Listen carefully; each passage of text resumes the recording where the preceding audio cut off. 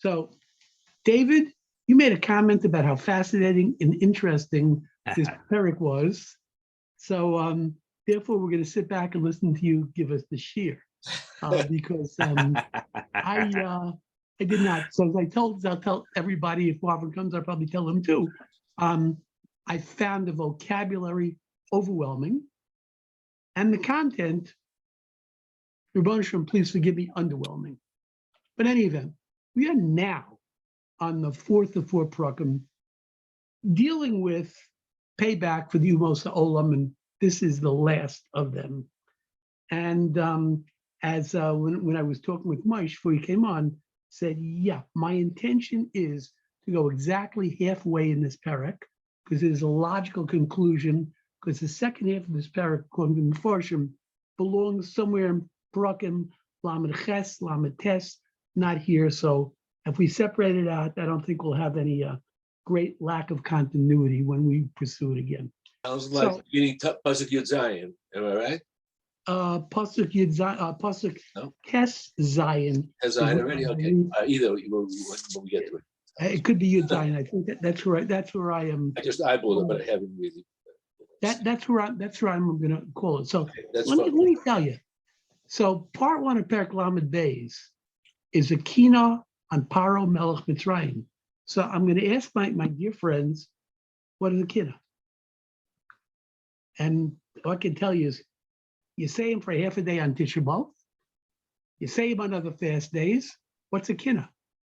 Anybody? You can't be wrong in your answer. The English word is lamentation. We lament the loss. It is a lamentation. So one would think a lamentation is sympathetic. Right. Okay. Now I'll read you what I got off the various sources I looked into. There's a lamentation is a poetic expression for heavy mourning. Another word for lamentation is a dirge, a eulogy spoken about a person or group following death or destruction. Okay. They'll be following. And mourning was originally used as a kind of poetry, although it was also used as a lyrical eulogy, reflecting the death of a loved one or describing grief in general. Lamentation can also describe something that seems mysterious or strange to the author. In addition, a lament may be a type of musical piece performed in usually a minor key, a tone of sadness. So there are different types of our particular Hebrew laments: individual, public, prophetic. And they have common features. They describe the mentioning of the name, the dimensions of the dead, bringing up reflections on the joy of an enemy. Interesting. The confrontation of a gloomy present with a glorious past. So far, we're ringing all the bells. The use of how. What does Eicha mean? How? It says the use of how. In other words, how did it come to this? It's an expression of sorrow, despondency, and we divide it into three types because there exists between them essential differences. A public lamentation is the objects are not only human beings, the Beis Hamikdash, Yerushalayim, and whose concern is historical event that's perceived as the sphere of God's action and not an actual death, although there may be ensuing deaths. But the destruction of Yerushalayim had, of course, many deaths, but destruction of a city, destruction of a Beis Hamikdash. The second type would be a private lament. Take that and transfer it to something between the lamentor and that which he is lamenting. And the third type, the prophetic lament, which differs from its predecessors in that it laments what has not yet happened. It's divided into two types: lamenting Israel, lamentations of sorrow, lamenting us, Israel, lamentations of mockery, lamenting the Gentiles. Interesting. So I originally said, we expect that there's a certain amount of empathy, sympathy for those who are lamenting, but according to this, maybe not so much. It could be, look at these guys. How did they get to where they got to? That's a lamentation. That's a kina as well. So in this parak, So first, I want to look at Das Mikra. Das Mikra is always terrific when I understand the Hebrew, which David, God bless him, understands every word. And he says, the description of the Churban in the style of a Kinnah. The description of the Churban of Egypt, of Mitzrayim, the style of a Kinnah, he says, like we already had about Tsar. And in Sefer Yeshayahu, we had it. He says, Shelo kikina al Nesiei Yisrael.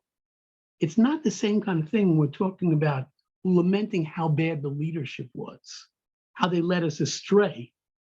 And the determination is based on the difference between the subjects of the Kinnah, if they be Nesiei Yisrael, as opposed to those are the oppressors of Yisrael. And so we therefore talk about a shir la'ag, which means it's equally accurate to call a Kinnah a song of mockery over the downfall of one of our enemies. Right. Which is, I just want to, you're so into it. You skipped the first part of his introduction, I think. He says that going back to what you said of all the different types of keynote that there are, he says he wants to clarify this is not a kina where you are participating in the sadness and mourning of Egypt. It's not that kind of kina. It's a different thing. And then he says it is simply a kina describing the destruction of Egypt. It's not that we're participating in their sadness and sorrow. So, absolutely correct. I skipped the first sentence, and thank you for bringing it up. I appreciate it. Anything else, we're applauding it. Who? I said, well, anything else, we're applauding it, not, But yeah, we are. Look, the Navi is in a unique position. What is the Navi? The Navi is a mouthpiece for Ratzon or Ribbono Shel Olam. The Navi delivers the message given to him. And we have had conversations, and I've heard different opinions as to how much latitude the Navi has in his language. And we would like to think, based upon the elegance and the poetry of the language of various Nevi'im, that they had a lot to do with it. I don't want to comment on Hashem's attitude towards those. Let me get Marvin in. Hold on. Give Marvin a minute to get into the room.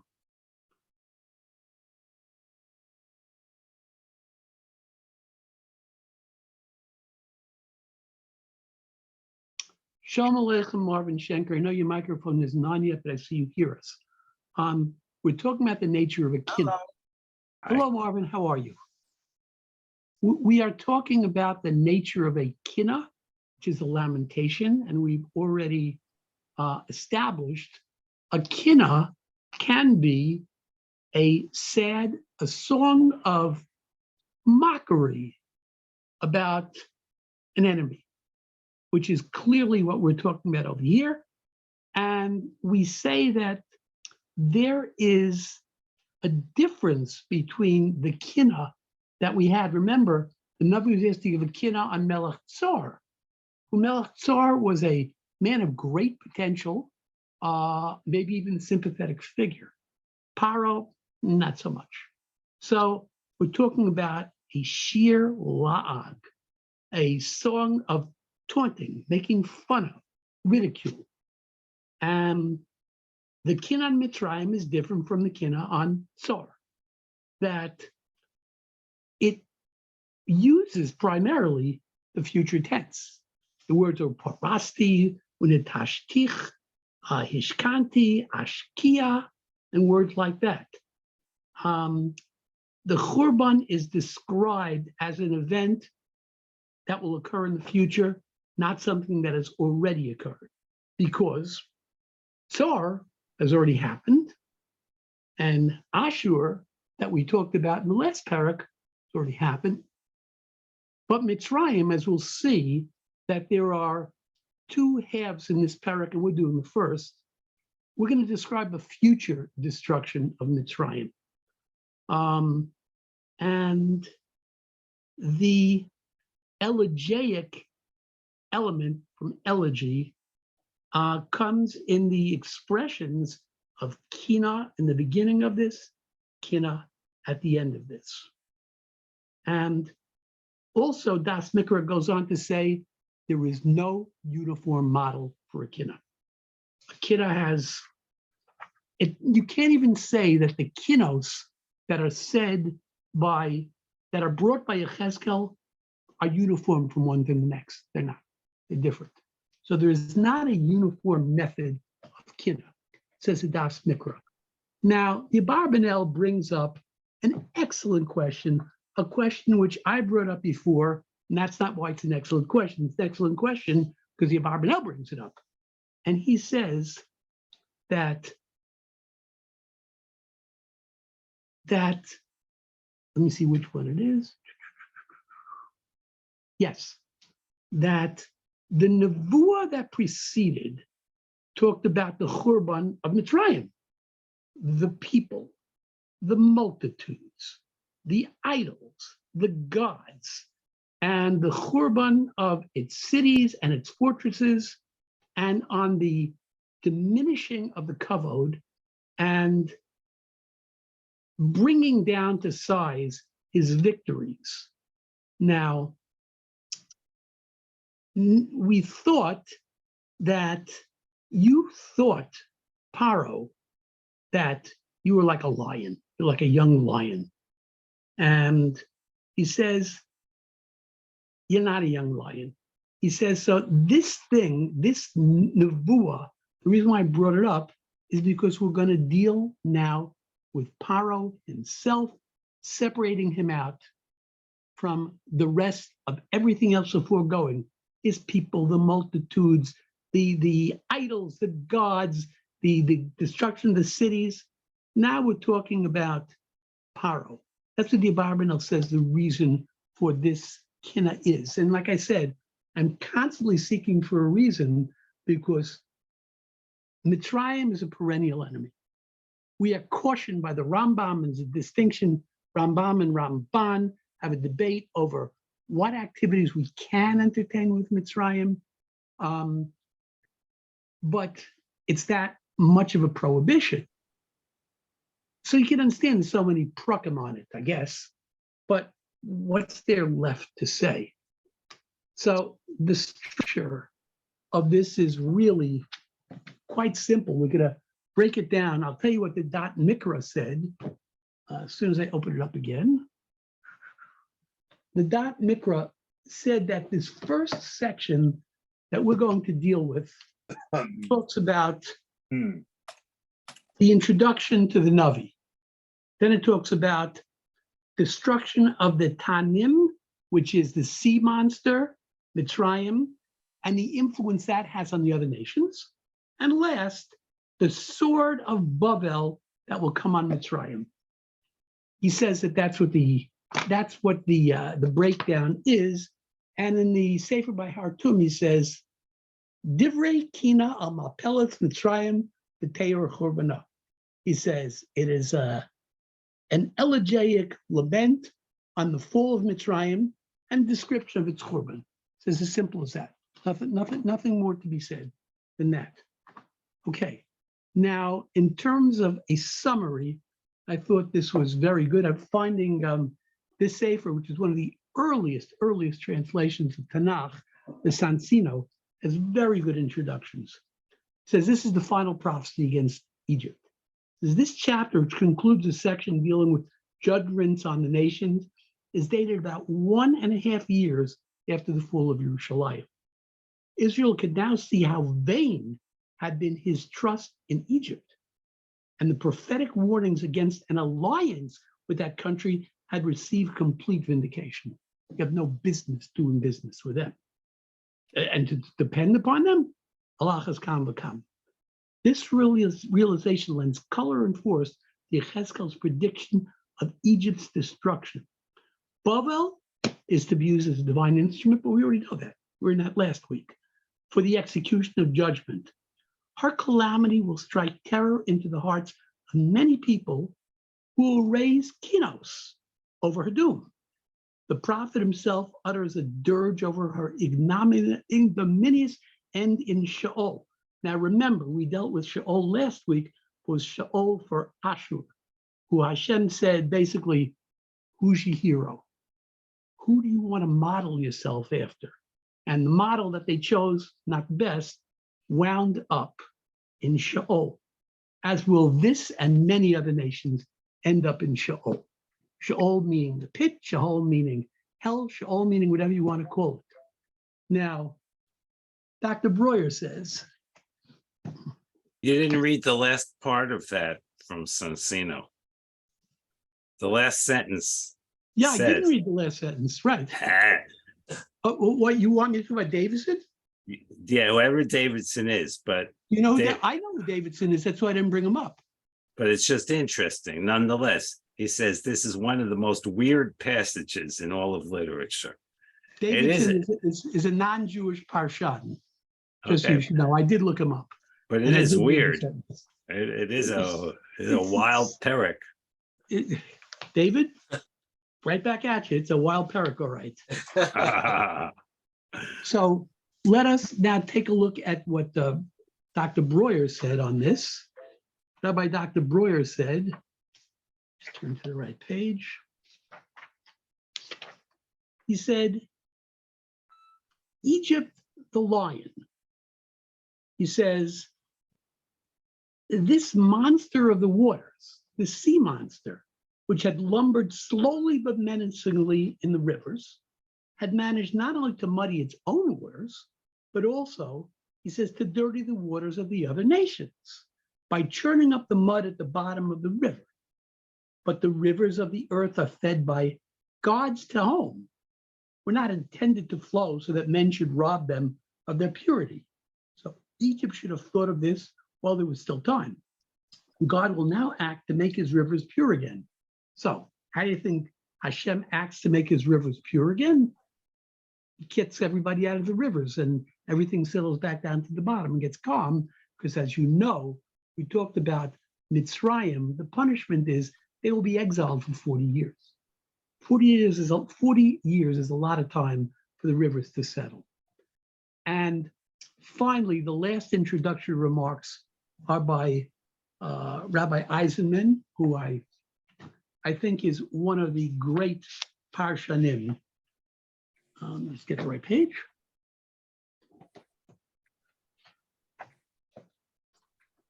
He says, in this lament, this kinna which Yechezkel sang over the king of Tyre, we recognize the greatness of Israel's prophets, who mourned the downfall of the Gentile nations with the same hot tears which they shed over their own. And that is true. It was a sincere lament over somebody who went wrong.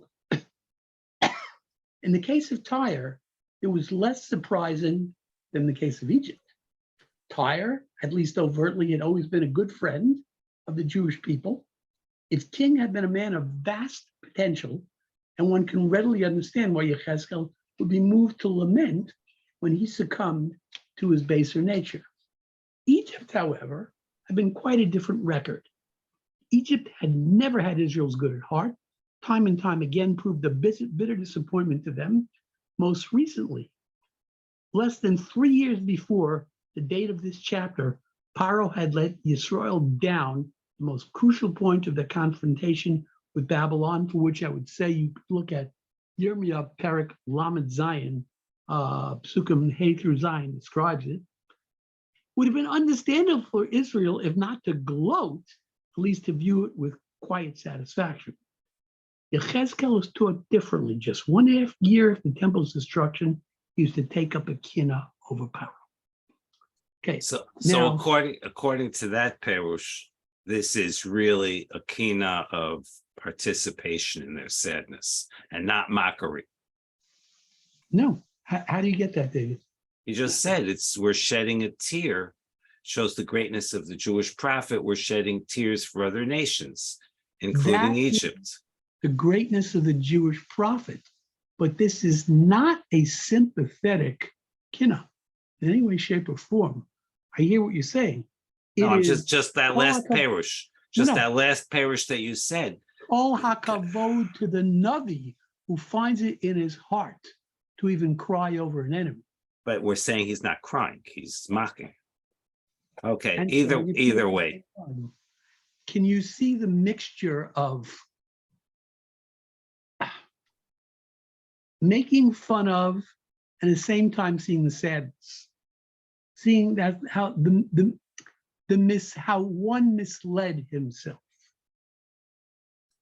because there is no sympathy for Paro. Paro is one of the arch enemies of Yisrael. Paro wanted to destroy all the Zachara. Paro was a complete tyrant, and Paro never came to our defense, and we were frankly misguided in looking for it. So, did he shed a tear? I don't know what kind of a person Yechezkel was, but I'm going to assume very sympathetic person, especially God says, make a kinna.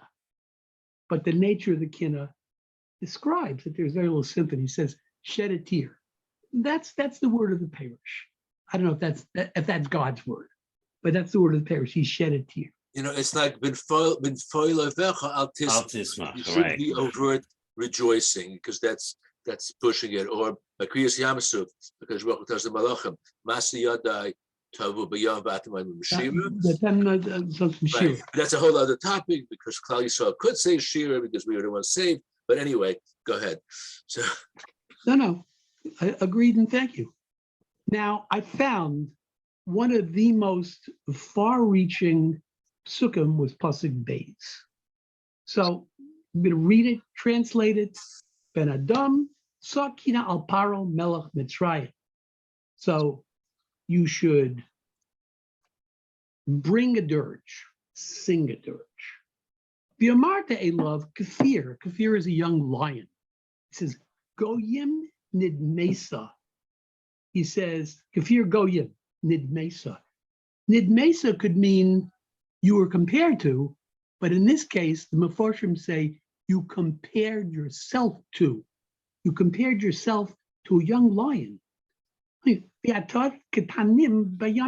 wait a second, you're a sea creature. He says, and you nagach, tirgach, one of the Mefarshim says, it means literally you gored.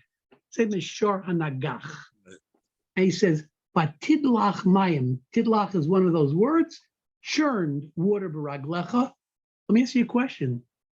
Does a sea monster have legs? And the short answer is no, it doesn't.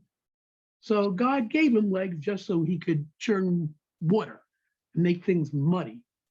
But tirpos naharosam, tirpos, he says you fouled the rivers. Now I'm going to tell you what a number of people say. Rashi says,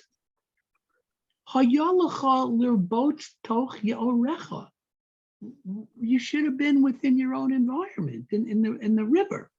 Which is what fish do. Lola says, what are you doing on land?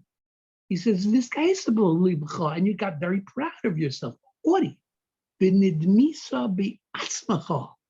And you compared yourself, L'kfir, to a young lion cub, Asholit b'yabasha, v'yotzei l'trov derech.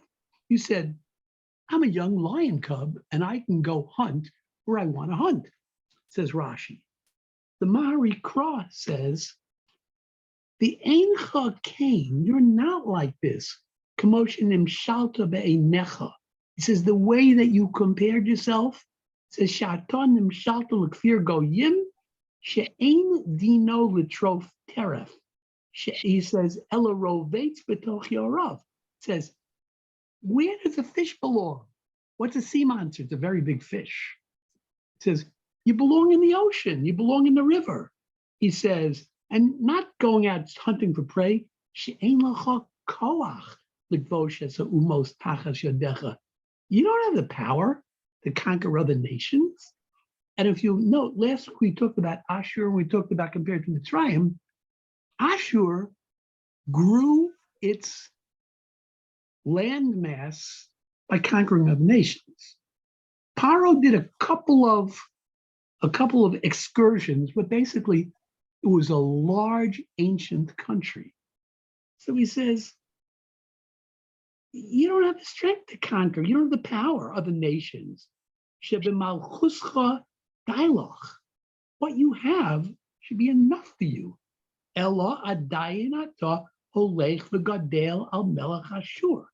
So you went to make war against Ashur. Says, B'yamav Allah Paro Necho Melech Mitzrayim El Melech Ashur. So he went out and he wanted to go do battle with Melech Ashur. This is Paro Necho. Now the words Vatidlach B'ayim Raglecha. He says you dirtied the water. He says B'chayalecha. Raglecha means your soldiers, your troops. Kadam Shabo Lama'ayan Tzalul. Person comes to a clear spring, a clear watering hole. Nice in Raglo B'tocho. Says Umananea Karka Iso Adcha Ocheroso. And he's walking and he's stumbling around and he's causing the silt at the bottom in an area he can walk in to rise to the top and make it dirty. Mirov Chayo Losov Hayu Ochrim Kolonaros Shovrim B'tocham. He says the Egyptian soldiers would dirty all the waters they came in contact with. He says, Tidlach Mayim Raglecha Atot Hanim B'Yamim. You are a sea-dwelling beast. She'ein lo raglayim lichfosh klum. Well, it says v'yabasha. You don't have legs. What do you do on land? You proverbially made yourself legs like a young lion has to go on land. Okay. Says Rabbi Eliezer, he says, Brian, we don't really think though. I mean, if you step back, when you walk into a lake and you churn up the silt from underneath, are you really dirtying the lake? You're causing a temporary discoloration. You're not really dirtying the lake. There's something much more than the soldiers just walking by once. There's something much. Are they muddying the waters? Yes, but that's not making the lake really filthy and dirty. That's simply churning out. It's not polluting it in the way that this is more of an evil being that's really giving off an impurity and not just whatever. All right. He's contaminating. He's contaminating it, right? By churning by up the sending door. His soldiers in where they don't belong. Yeah, it's more of a spiritual contamination almost than it is a physical. Okay. I don't think it's a spiritual contamination because there was nothing spiritual about the nations that he tried to attack, and there was nothing spiritual about the Egyptians. No, it's just they were evil. All right. So basically, you sent your men in, and your men messed up everything that they touched. What did they go into? Went into water. What did they do in the water? They tramped around and they caused the mud to rise, and you couldn't get clean water from where they were. That's just a simple shot of what we're talking about. He says,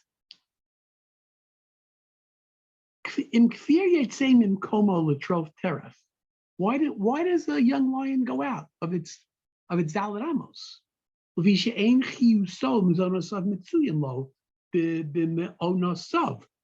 because there's nothing to eat where he is.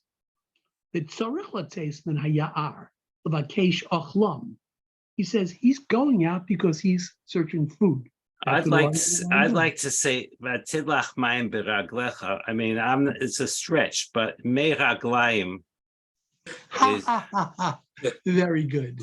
That'll contaminate it. So you get soldiers going through to defile something, It's much more than just kind of shaking up the dirt from underneath That's very temporarily. cute. That is very cute. All you have to do is take out the bays in raglecha, and you got it. Mayim or May raglecha would work perfectly. It says, I hear what you're saying. So he says, he only goes out of his Dalet Amos to eat. Says, but what's the need of his sea monster to leave the sea? He says, well, he has no need to go out and hunt men and animals. And l'makom adam behema kadesh tuchal la'amod l'skayen makom b'nei adam l'trof teref. He's going out to establish dominion in a place which is not his environment. Says Rabbi Eliezer. He says, Asracha ukevodcha yatsasa lishlo shalo lavozbo. Said Lavos buzz. He says to collect booty. Shlo etzorech shlo hayisa chaser klum. This is a war of expansion, not a war of necessity. It says all of its wars were wars of expansion. That's how Rabbi Eliezer looks at it. Now, the Radak says, he says, Kefir goyim nidmesa, he says, Kain nidmesa ato b'toch hagoyim. He says, Kamo kfir arayos b'toch chayos hasadeh.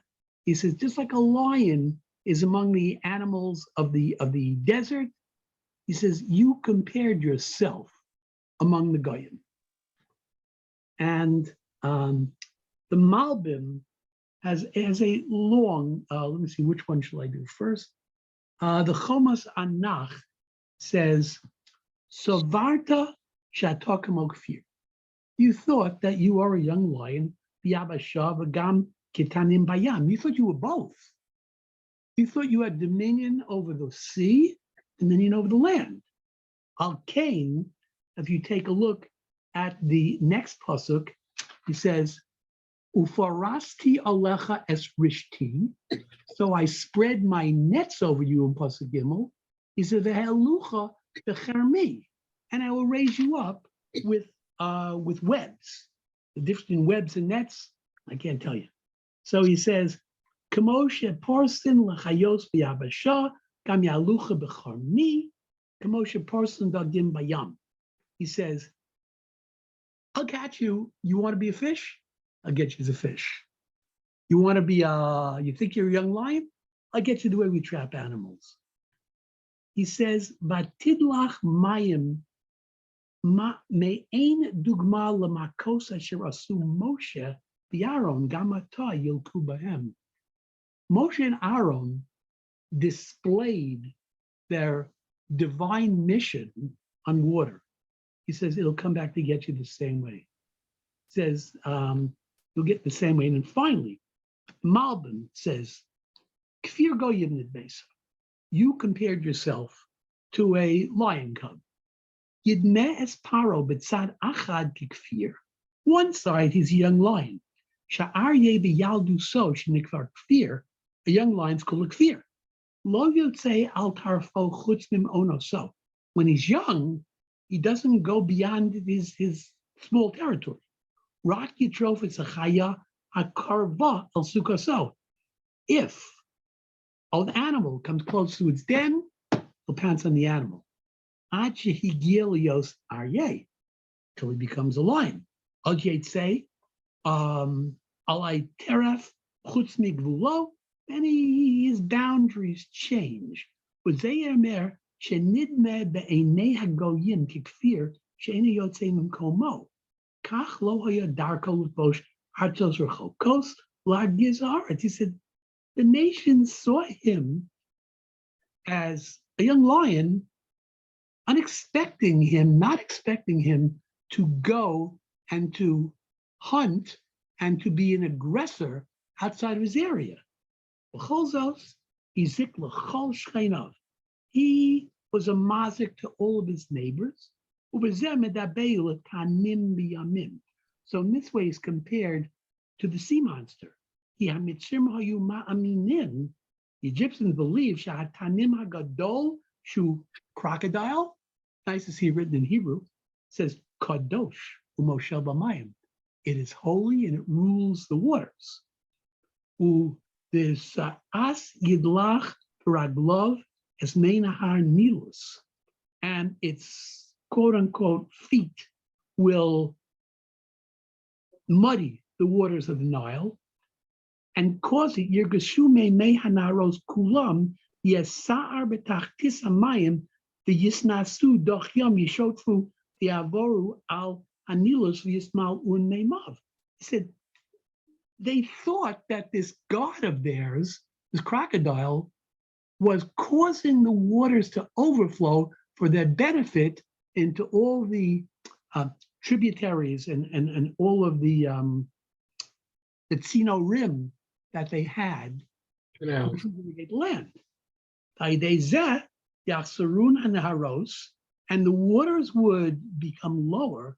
Ki yirfeshu me mayhem, and yirfeshu me mayhem, he says, tricha ramisa. They would walk in the waters, they would disturb the waters. Al nachal mitzrayim bezehu shamar ataketanim payamim batigach binaharosecha. He means tishkav al gechona. Says you lay on your belly. Uraglecha tidlach hamayim binaharosecha shu nahar nilus, the Nile. Ubezet your post narosam shel gagoyim. And this way, you will churn up the waters of the other nations, and it goes on like that. So he's telling you that the Egyptians thought he was a god. And how was he a god? That he was beneficial, that underneath the surface of the water, he caused the water to rise, overflow, and that was beneficial to the agriculture and to the sustenance of Mitzrayim. Now, Vatigach b'naharosecha, Abarbanel says about that, says,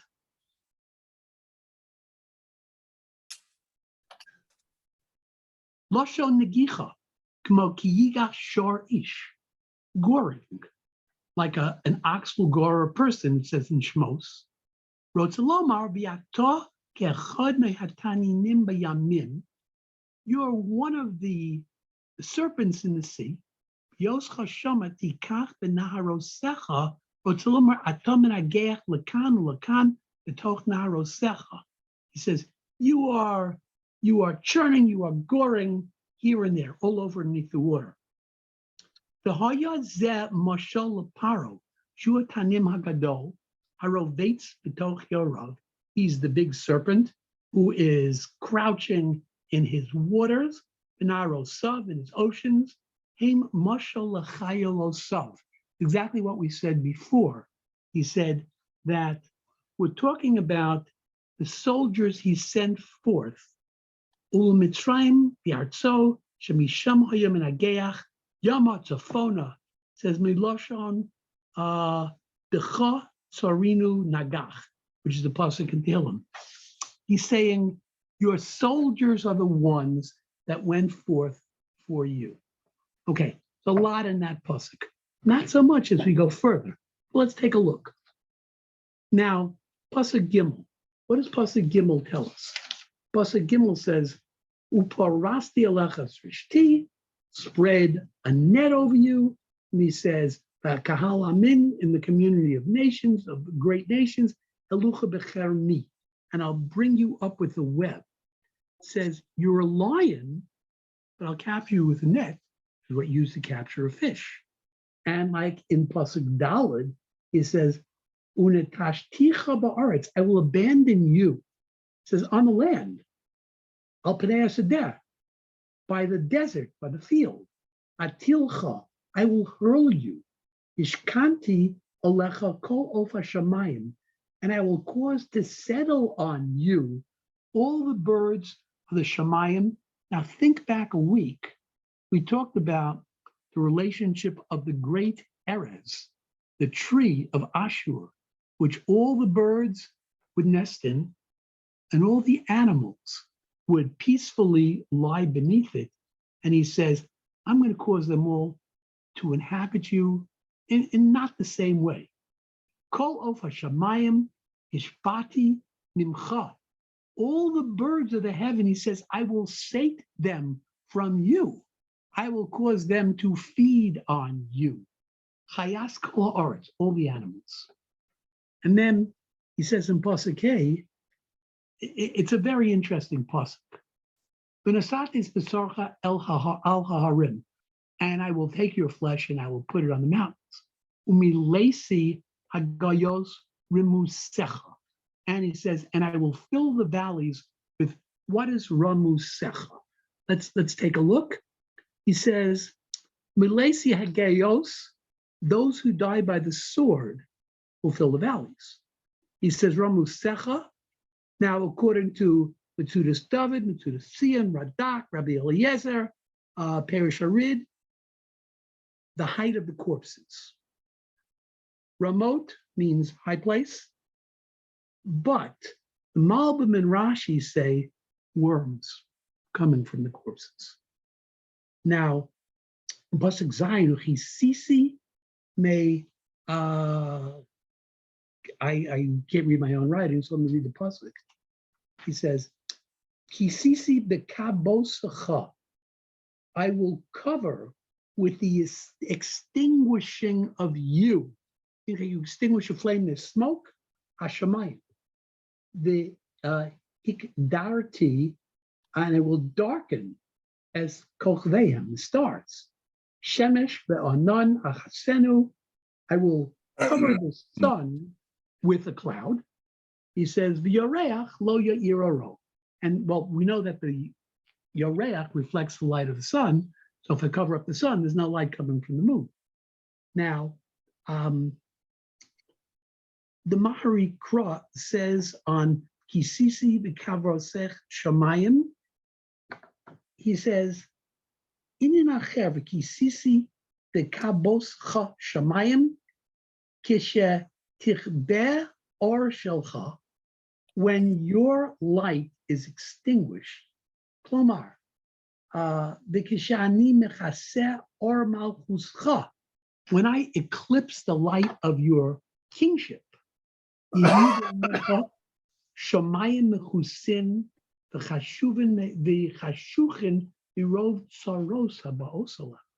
He says, when I cover up your light, he says, everything will look dark to you. When you're in trouble, everything looks dark.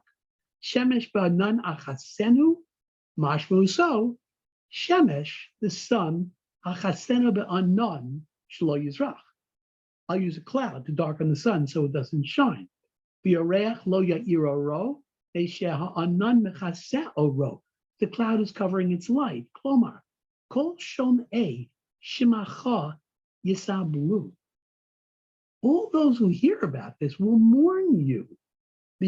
Which was, by the way, also the story of Tsar. Tsar was the great trade partner. And when the great trade partnership went down, they all mourned because they lost their business. Klomar, kol shomei shimacha yisablu v'yishomemu, and he says, and they will be desolate. Yaguru ish nasho lemor gam olenu yala hamashlis. No, it's coming for us. Not only for you, but it's coming for us, is what they saw. Now, Metzudas David says on this, Dikravti al derech haflaga. He says it's an exaggeration. They rove hatzara haba'alav, from the enormousness of the tzara that's coming. He ha'omed batzara domelo kolam kechoshech. Same thing. You're in the whole world is black. If you're living under a cloud. Of course, we want to remember that the god of Egypt was Ra, which was the sun god. Absolutely. And the Malbim said b'sham the chisitzi. Ata mitzayer hamapala hashniya shelo bi'artso. We're talking about the second fall of Paro. Shni be'al zeh sham. He says, which was in Perek Chavtes, Pasuk Ches. Umitzayer zeh ki'ilu bichvos oro yechusu hashamayim. By the Says way, that- Brian, I just want to say he doesn't really use this on. I don't seem to remember on any other nation about their light being extinguished and so on. Do you remember that? This is unusual to Egypt. And if you remember what Paro told Moshe, that he sees Ra in front of him instead, and he predicted the future of Israel when Moshe left him. Remember that? And it was a star in the sky that was red, and he predicted it as saying that was going to be the destruction of Israel. He read it wrong. So here, I think that he's saying the stars are going to, the stars are going to turn dark. It's you're the ones that are going to really be the ones in the prophecy of that you saw. No, it's Kirao made the Fanechai, whatever. No. So I hear. She says, because everything looked black, he says, the light and the star of theirs, he says, ruled the Shamayim, who rose Shama Oros, who Melech HaKochavim, who was the head of the constellation, he said, and it was the king of the stars. Lo Yikhei Oro Liolam. They said, the light will never go out on them. The ace Ya'afilu Ya'aflenu Anon, Shezem Moshel Etzlam Sha'or HaGadol Maskil Likhos Lios Koch. He says that it's showing you that the light is going to dim on them. V'zenim Shachlahem Ala Shamayim. He says, Barim Tamid B'Mitzrayim Ein Sham Ananu Matar Li'olam. You have to understand, Egypt is always bright, sunny, and hot. Now you're telling me it's going to become dark. The Kisisi B'Kavosecha Shamayim, that is the mashal on the first Churban. That was a Mitzrayim that we've mentioned above. She'oz nichve oram kitzas. That slightly diminished their light. Yatsa ashon, smoke. Says va'ad va'anan nikteru kochavim hashniskaseh hashemesh yarech ohi'iru lamata. That the above stars and sun will be darkened and will give no light. Zemelitza, this is an expression, shekain gam lamata, safu, tamu, kol ozrei mitzrayim, kama umos itam. Saying it also means that all of the earthly supporters of you will be no more. And choshech in pasuk ches. Kol ma'orei or b'shamayim akdiram. I will darken. V'sati choshech al artzecha. When you think of choshech, what do you think of? Makat choshech. Exactly. This will be a second choshech. This will be a second makkah like the first one. Num Hashem Elokim. And in terms of choshech, Dr. Breuer says,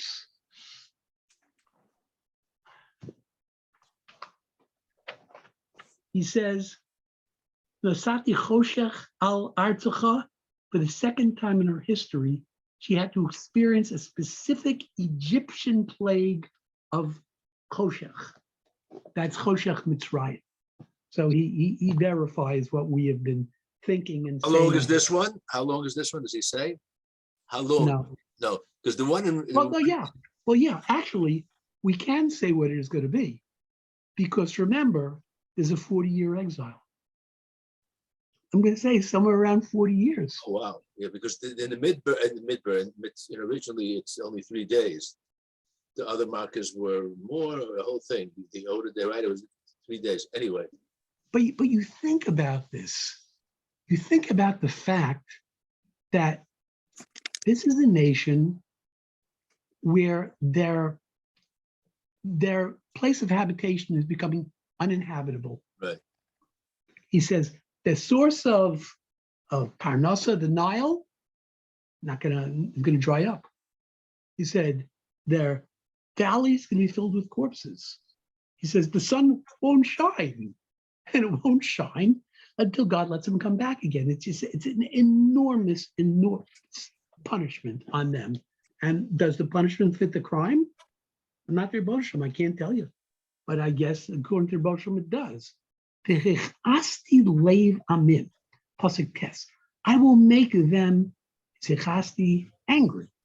Well, Ichasti, according to the Malbim, Radak, Perish Arid, Marikra, Rashi says, angry, annoy, worry. And Matsudas David uniquely says they'll become angry with themselves. So, Pasuk Yud, he says, Ahasimosi, he says, I will astonish.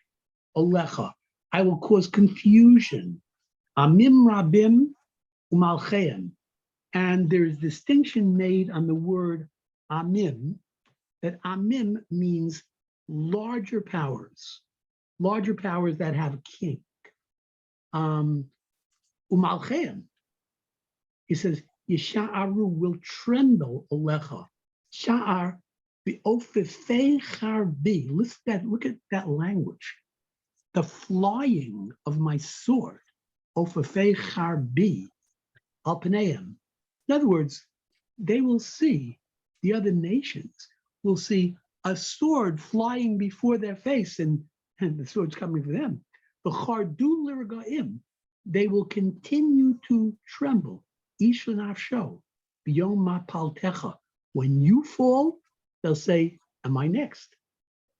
And Yudalv, Komar Shem Elokim, Yudbeis, the Charvos Giborim Apil Hamonecha Aritze Goyim Kulam.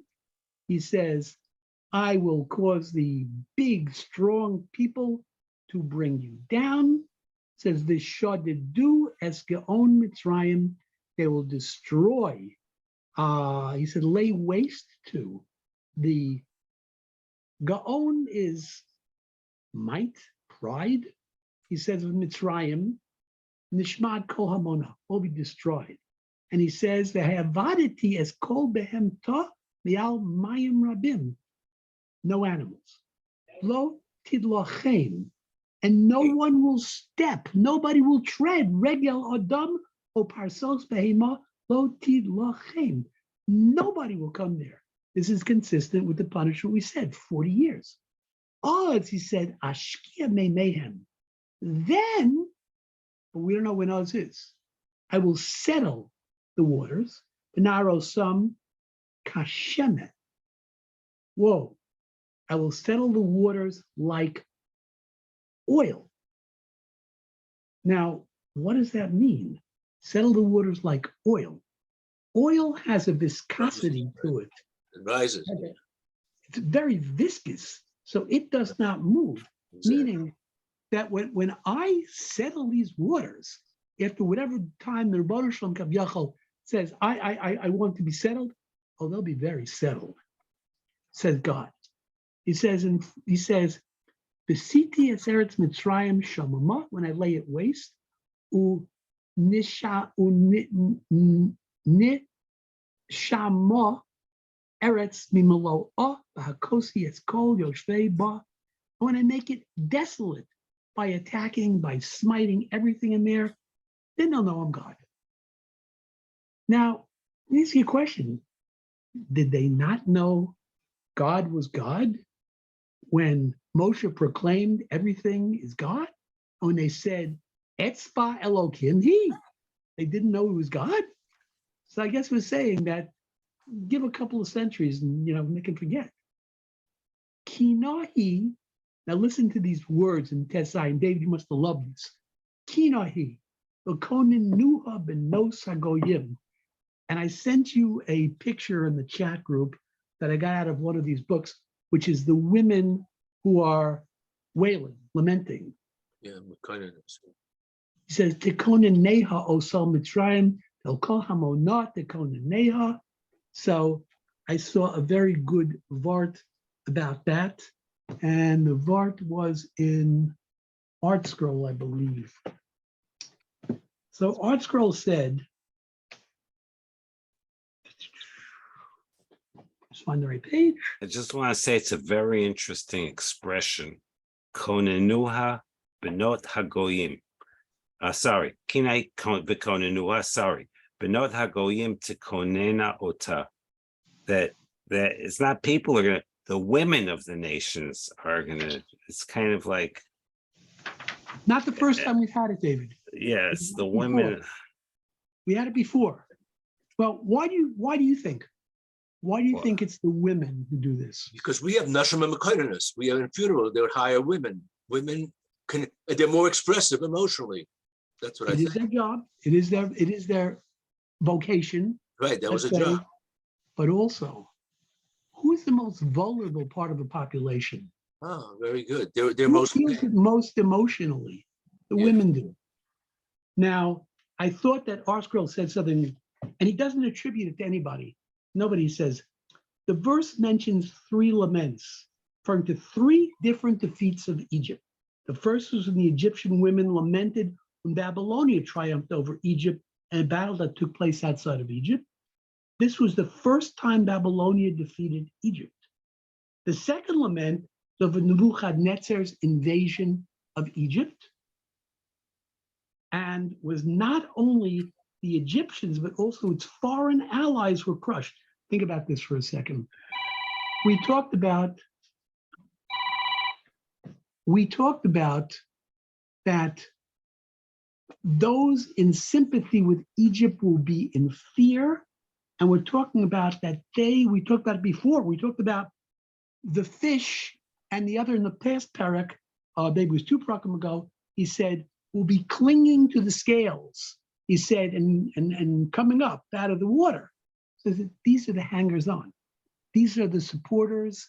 These are the, they aid Egypt, but they expect aid from Egypt. So he says, not only the Egyptians and its foreign allies were crushed, then the women of many countries would lament, always the women.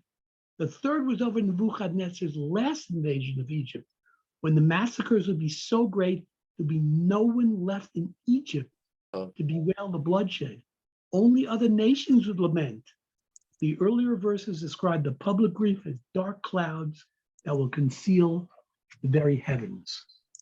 And with that, we have basically finished this half of the parak, and the next half of the parak really, which we will b'siyata d'shmaya go to next week and conclude this section, 24 parakim, warning us, telling us, showing us, describing our downfall, Churban bias, 8 parakim dealing with the other nations, among whom some of them surprised us that they were gone into in such detail.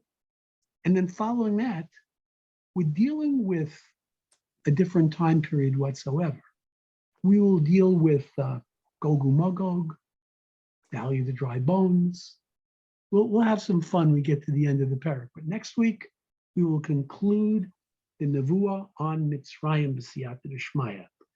And I'll tell you something, I'm really going to apologize, because I didn't feel defeated, but I felt overwhelmed, because you like to latch on to some content where you can, darshan a little bit. And really, it's a description of Egypt going down, and with using very, very different types of vocabulary to describe it, hard vocabulary. And it's not the first time we're hearing it. The Abarbanel says we're hearing it now again because this is specific to Paro. But the punishment of Paro isn't greatly different from the punishments we heard about Mitzrayim. So it doesn't feel like something we have not heard before. So I said the content and the language I found difficult, and clearly you felt it in my maybe less than stellar delivery. But Yes, and But- next week we'll be back to the future. next week we'll be back to the future. We'll be The back. Siyata D'Shmaya. Good, I love it. So that's I good. Now, thank you all for coming. these were complex metaphors, Brian. You know, these were very complex metaphorical expressions in different ways. You know, perhaps redundant if you want to be critical, but I'm sure they're there for a reason, and that's it. So anyway, And you should know, Moshe, Yeah. that David Cohen knows every reason and every metaphor. Oh, David is please. a Hebrew language expert. He is. Get out of he's it. That's brilliant at this not, stuff. going in a positive way. not correct. All right, Not Lila correct. Tov, Lila Tov. I gotta Good Not night, Lila everybody. Tov. Thank you for being here. Thank you Everybody very be well. much. Take care. Difficult Shkoach. task, excellent. Be Shkoach. well. Thank Lila you. Tov, everyone. Brian, Yes, on another note, are you planning on staying on Zoom or showing up in person? I'm going to stay on Zoom because I have a shiur. I have a Seder, which goes until 10:15, and I can't do it. I've got to stay there and go to Daf Yomi and just hop on to, I have a phone Seder, then afterwards I've got to go to this. I could never make it on time. I have the same problem. So, so basically, look, I was very happy. What we're talking about, David, is we have a Daf Yomi together at 10:15 after 3 years. That Daf Yomi, which used to be in the COVID. White Shul, is coming back. And so, we kind of rearranged our lives in between. So there's no way that I can make it back in person. So I will enjoy it. I kind of liked it on Zoom. I think it's very good, and it'll continue to be very good with Siyata D'Shmaya. We have a great, great Maggid here. David, did you know Maddie Cohen? You know the name was Matty Cohn. Maddie Cohen is a Maggid here. Of the doc that we attend. He's a yeshiva Flatbush guy, went to Columbia College, Columbia Law School, and just developed I remember once getting on the train, and actually, let me just end the recording. Yeah. Okay.